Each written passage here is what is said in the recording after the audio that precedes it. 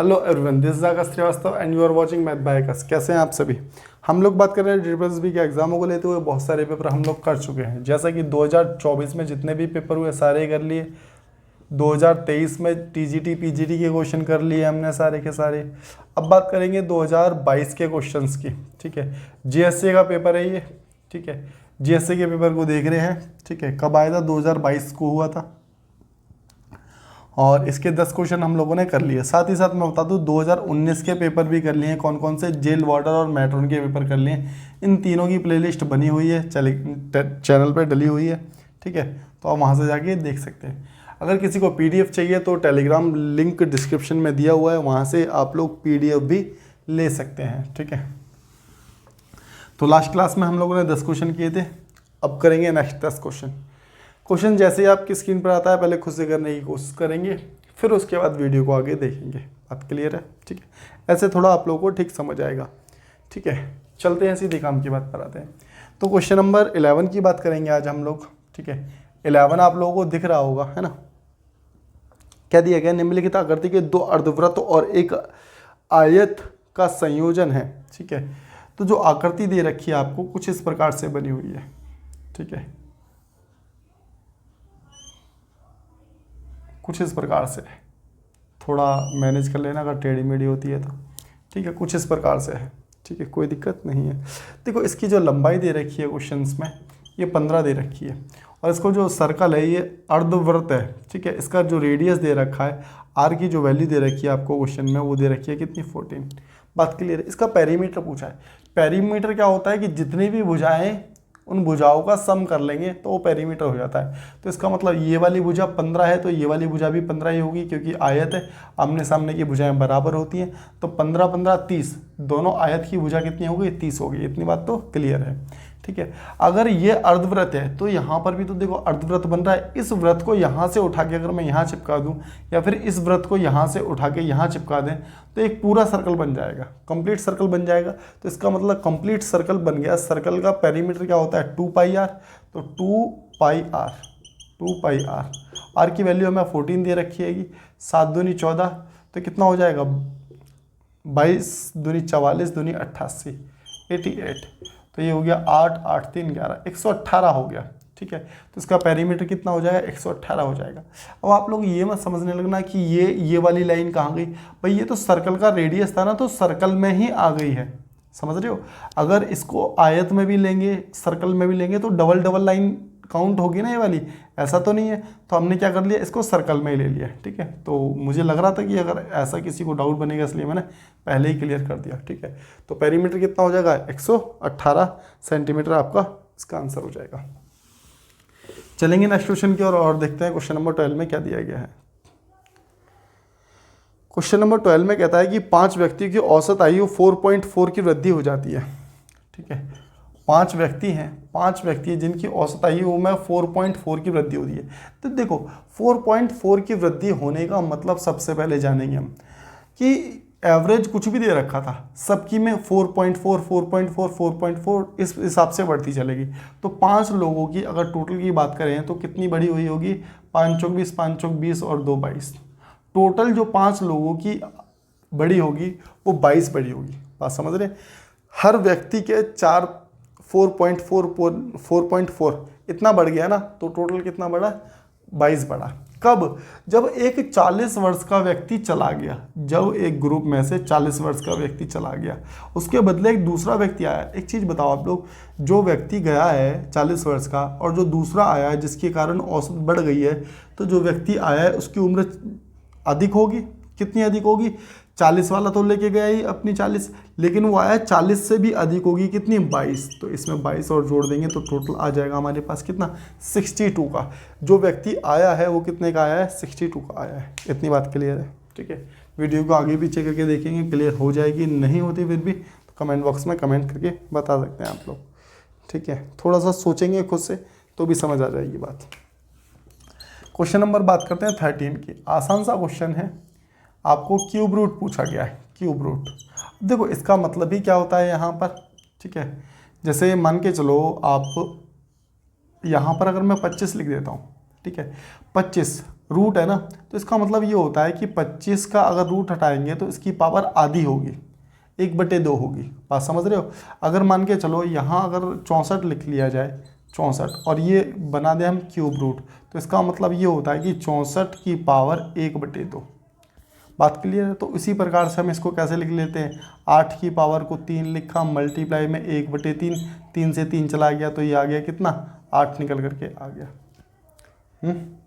4 होगा ना, 4 चौक 16 चौक 64, तो कितना आ गया, 4 निकल के आ गया। बात समझ पा रहे हैं ना मेरी। तो इसका मतलब यहाँ क्यूब रूट का मतलब कितना है कि 512। 512 पहले तो आप सिंपल से सीधा सा जान सकते हो कि क्यूब रूट दे रखा है और 8 का क्यूब रूट हैगा। ये बेसिक पॉइंट है कि अगर आपको जानना ही है कि 512 को कैसे लिखेंगे कि 1/3, बात सही है ना, 1/3। अब इस 512 को हम क्यूब रूट में तोड़ेंगे तो इसको हम ऐसे भी तो लिख सकते हैं कि 8 की पावर 3 गुणा में 1/3, तो 3 से 3 कैंसिल हो गया तो भी 8 ही आ रहा है, तो ऐसे भी 8 ही आ रहा था, तो हम डायरेक्ट ऐसे कर लेते हैं। बात बाकी प्रोसेस ये होता है। बात क्लियर है। तो चलेंगे क्वेश्चन नंबर 14 की ओर और देखते हैं कि 14 में क्या दिया गया है हम लोगों को। 14 में क्या दिया गया है, देखो 14 को जानने से पहले थोड़ी सी चीज़, एक चीज़ बताता हूँ मैं आप लोगों को। जैसे 14 में क्या कर रहे हैं हम लोग, अगर किसी भी संख्या की पावर, जैसे x की पावर 0 है ना, तो इसका मतलब होता है 1। बात क्लियर है। यदि कहीं भी लिखा गया है कि x की पावर -1 है, तो इसका मतलब क्या होगा, कभी भी पावर जो है माइनस में नहीं होती, माइनस में पावर नहीं होती, तो इसका मतलब क्या हो गया कि 1/x की पावर +1 है। बात क्लियर है। तो इन चीज़ों को जान लो। अब ये इसी पर आधारित क्वेश्चन हैगा जिसको हम सॉल्व करने वाले हैं। 1 मिनट का समय देना मुझे, इसको हटा देते हैं। चलिए ठीक है ना। अब एक चीज़ देखो, यहाँ जो लिखा है 2 की पावर 0, 2 की पावर 0 का मतलब यहाँ 1 लिखेंगे, प्लस का साइन है, प्लस लगा लिया। 2 की पावर -1 है, तो इसका मतलब प्लस बनाना है, तो संख्या को पलट देंगे। अगर यहाँ मान के चलो 3/2 होता, 3/2 की पावर -2 है, तो माइनस में पावर नहीं होगी, इसे प्लस में करने के लिए 2/3 करेंगे, और ये जो पावर माइनस की थी वो हो जाएगी प्लस की। बात क्लियर है ना। ठीक है। तो अब आगे नीचे क्या दिया गया है, यहाँ पर यहाँ दे रखा है 2 की पावर -1, तो इसको लिखेंगे क्या, 1/2।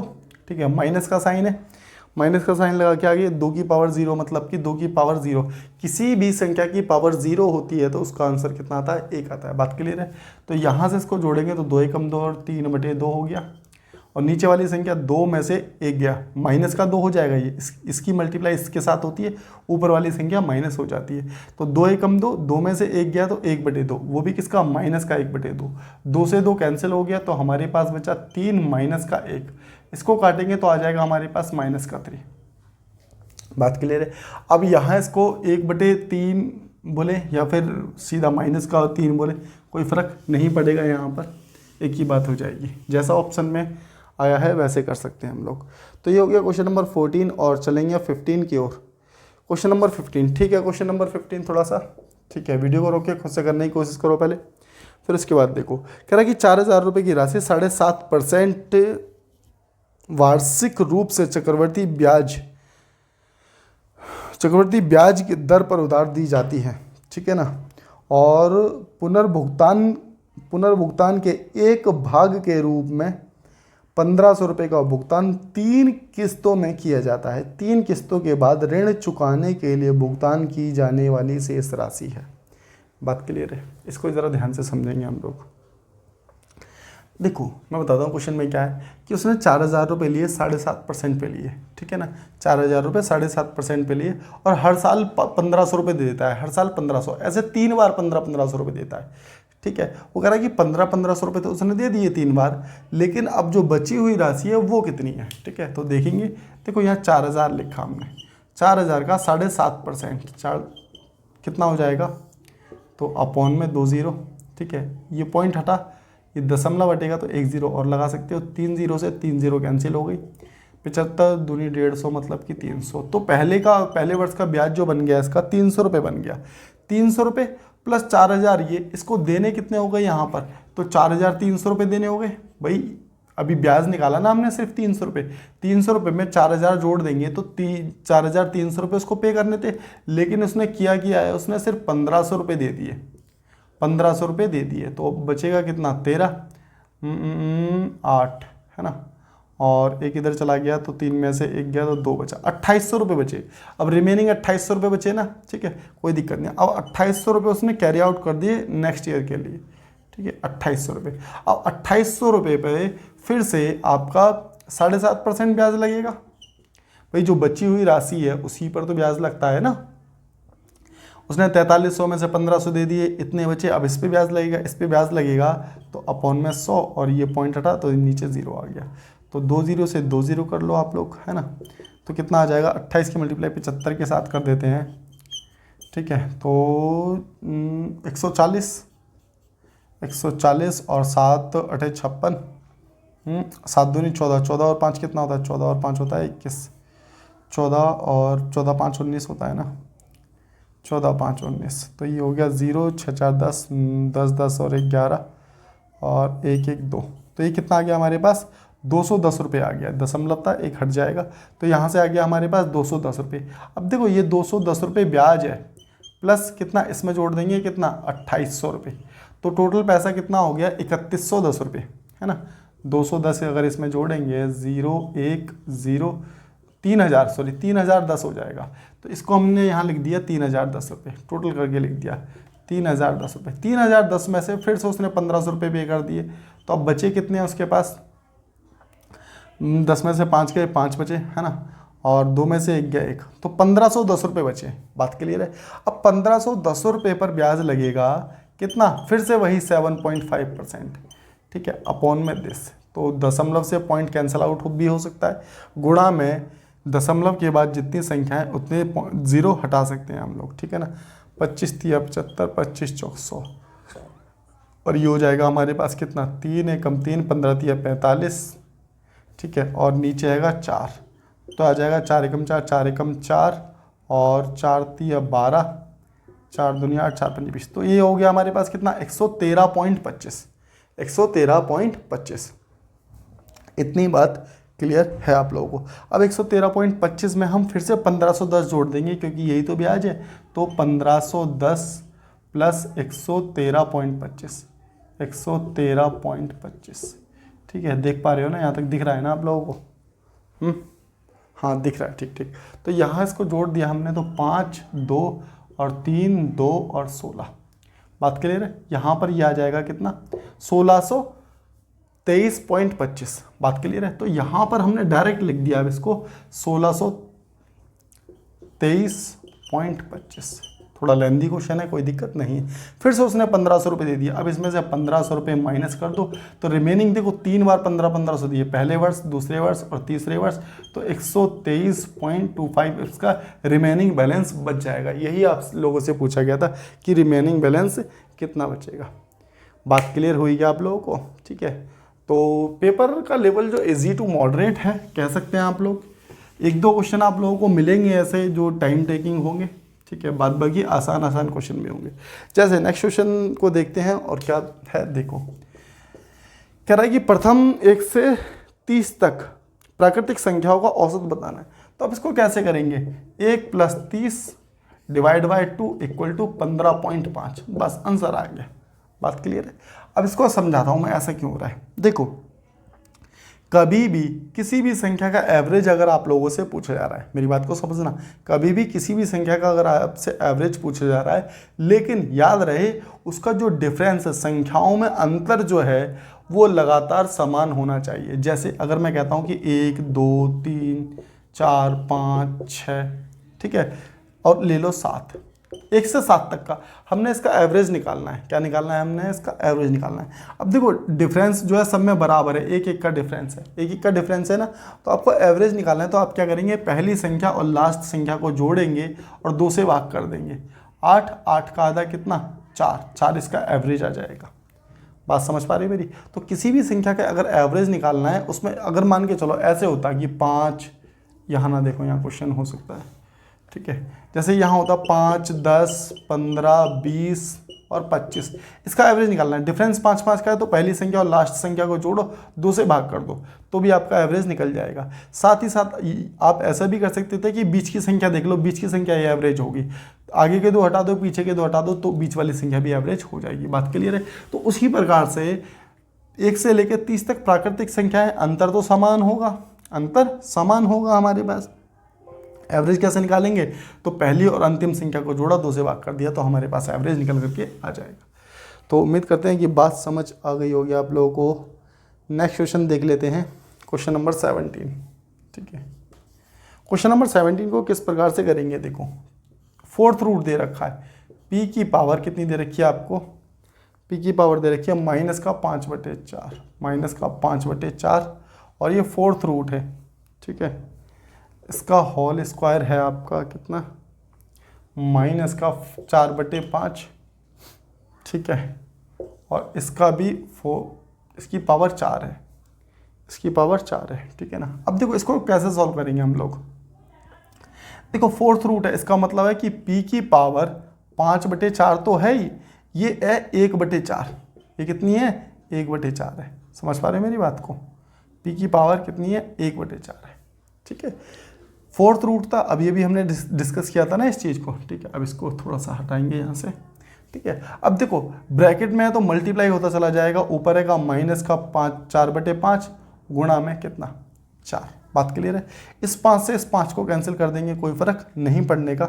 ठीक है, और 4 चौक 16, 4 चौक 16, ये भी कट गया हमारे पास। तो हमारे पास जो बचा है, क्या बचा है? सिर्फ p बचा है हमारे पास। हमारे पास क्या बचा है? p बचा है। देखो माइनस माइनस की मल्टीप्लाई होगी तो प्लस बन जाएगा। ठीक है, तो साइन भी प्लस का हो गया। हमारे पास सिर्फ और सिर्फ बचा क्या? p हमारा आंसर हो जाएगा यहाँ पर। बात क्लियर है ना? चलेंगे नेक्स्ट क्वेश्चन की और क्वेश्चन नंबर 18 देखते हैं। सेकंड लास्ट क्वेश्चन है 18, अच्छा 20 करेंगे ना। हाँ, देखो 18 को करने का तरीका बताता हूँ मैं आप लोगों को। जैसे अगर आप जल्दी में क्वेश्चन करना चाहते हो तो आप ऐसे भी देख सकते हो कि आप ऑप्शन को देखोगे तो ऑप्शन में ना, जैसे अगर क्वेश्चन में देखेंगे, सबसे पहले क्वेश्चन में 2 संख्याओं के ऊपर बार है। कितनी संख्याओं के ऊपर बार है? 2 संख्याओं के ऊपर बार है।